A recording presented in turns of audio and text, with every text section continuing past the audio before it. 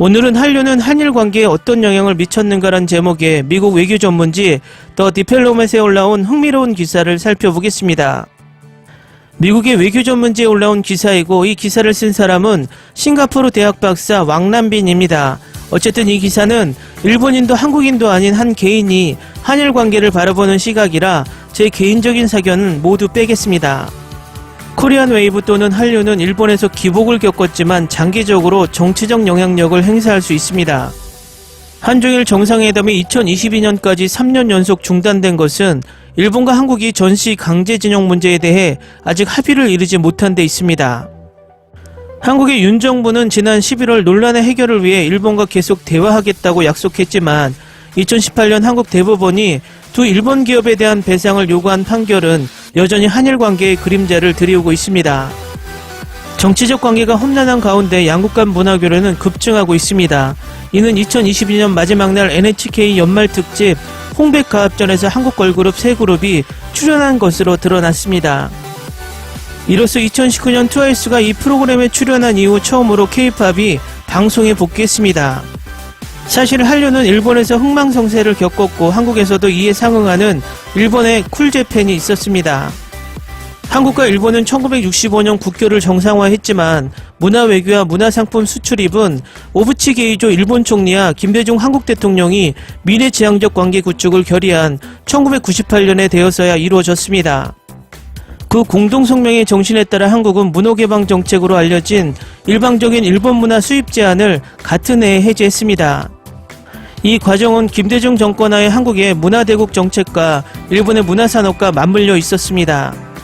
이후 위안부 문제, 일본 관리들의 야스쿠니 신사참배, 영토 분쟁 등의 논란이 계속되는 가운데에도 양국 간 문화교류는 호황을 누리고 있습니다.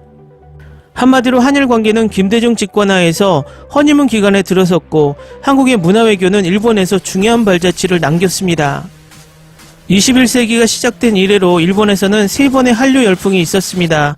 한류 1.0은 주로 한국 드라마를 중심으로 2003년 겨울연가 방송으로 특정 지어졌습니다. 이듬해 주연 배우 배용준이 도쿄를 방문했을 때 공항은 여성 팬으로 붐볐습니다. 일본인이 윤사마 현상이라고 부르는 것입니다.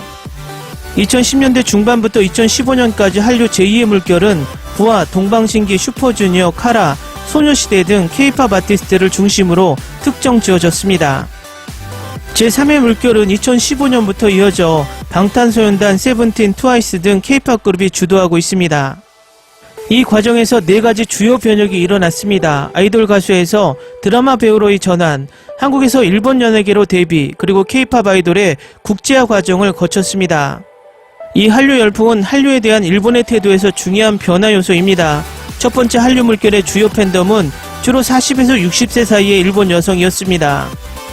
가장 눈에 띄는 대표자는 두 전 영부인인 아베 신조의 부인 아베 아키에와 하토야마 유키오의 부인 하토야마 미유키입니다.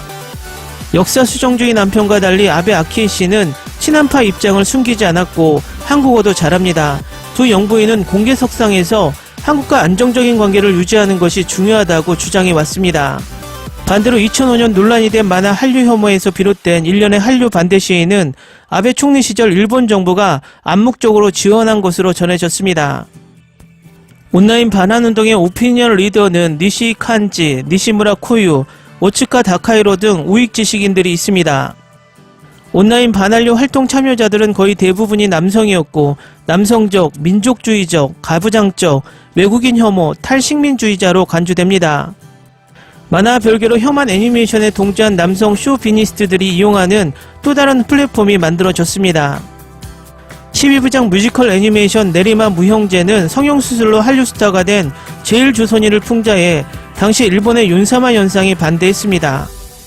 일본 사회의 거의 모든 측면에서 남성 지배에 직면한 한류 엄마로 알려진 일본 중년 여성 커뮤니티는 자녀를 중립적으로 유지하고 문화적으로 한국에 감사하도록 최선을 다해왔습니다. 이 여성들은 한류를 남성 중심의 전통적인 일본 대중문화인 망가와 애니메이션에 저항하기 위한 대안으로 보고 있습니다. 한류가 일본 중년 여성을 사로잡는 근원에는 젠더적 우울과 원망이 있습니다. 그들은 한류 팬덤을 이용하여 개인의 취향을 주장하고 사회적 경제적 지위를 높입니다. 마치 서구 문화에서 성평등을 강조하는 남성 우월주의에 저항하는 것과 같습니다. 한편 2018년 한류 2, 3차 참여자 연구에 따르면 젊은 팬은 여전히 여성이 압도적으로 많은 반면 한류 1.0에 비하면 남성이 더 늘었습니다. 일부 젊은 한류 팬들은 이들 한류맘의 자식들인데도 일부러 중년 여성 그룹과 거리를 두는 게 놀랍습니다. 청년들은 한류라는 말을 자제하고 대신 우익의 반한 정치 의제와 거리를 두기 위해 한국에 대한 호감을 노골적으로 드러냅니다. 그리하여 한일 관계 전반과 일본의 한류 사이에 역설이 일어났습니다. 한편 2021년 실시한 여론조사에 따르면 한일 관계를 비관적으로 보는 비율은 한국인 81%, 일본인 52.7% 부정적 이미지가 한국인 62.2%, 일본인 48.8%로 부정적 이미지가 희석되는 것으로 나타났습니다. 그러나 같은 여론조사에서 40세 이하 일본인 응답자의 64.6%가 한일 관계가 악화되고 있는 와중에도 여전히 한국 대중문화를 향유하고 있다고 낙관적으로 전망하고 있습니다. 이 젊은 일본인 그룹의 4분의 3 이상이 77.5%가 한국에 대한 좋은 인상을 가지고 있었습니다. 따라서 2010년대 후반부터 특히 일본 젊은이들 사이에서 한류가 점점 더 인기를 끌고 있는 점을 감안할 때 한국의 문화 외교가 일본에서 실패하지 않은 것 같습니다. 더욱이 관계가 악화된다고 해서 일본 젊은이들이 한국 문화 상품을 소비하는데 이제는 주저하지 않습니다. 한일 관계에서 정치와 문화의 분리는 역사상 가장 정치에 대한 참여가 낮은 젊은이들의 일관된 태도입니다. 반한 이데올로기에 대한 회피 전략을 취했기 때문입니다. 그들은 우익 세력이 독점하고 있는 주류 매체를 소비하기보다 점점 소셜미디어에서 한류를 즐기기 시작했습니다. 한마디로 일본에서의 인상적인 한류 확산은 한국에 대한 일본인들의 시선을 친한파와 반한파로 양분시켰고 여전히 반한 우파가 지배적입니다. 일본의 대외 정책 기반은 여전히 우익 정치인들의 손에 달려있기 때문에 일본에서 한류가 큰 성공을 거두었다고 해도 일본 정부는 여전히 한국에 대해 적대적 태도를 취하고 있습니다. 한류는 한일 관계의 근본적인 역사 문제를 건드리지 않기 때문에 일본에 대해 한국 외교 정책 형성에 미치는 영향이 미미합니다. 그러므로 여전히 한류는 특히 젊은 세대 사이에서 일본에서 한국의 국제적 이미지를 문화화하는데 일본 젊은 세대를 정치적으로 무감각하게 만들었습니다. 기사 잘 보셨나요? 제3자 입장에서 한일 관계와 한류를 어떻게 바라보는지 잘 보여주는 기사 같습니다. 앞에서 말했듯 이 기사에 대한 제 개인적인 사견은 빼겠습니다. 이 기사에 대한 판단은 여러분 스스로 하시기 바랍니다. 재밌게 잘 보셨나요? 여러분의 구독, 좋아요, 댓글, 알람 설정은 컨텐츠 제작에 큰 힘이 됩니다. 그리고 항상 하시는 일마다 대박 나시고 행복하시길 바랍니다.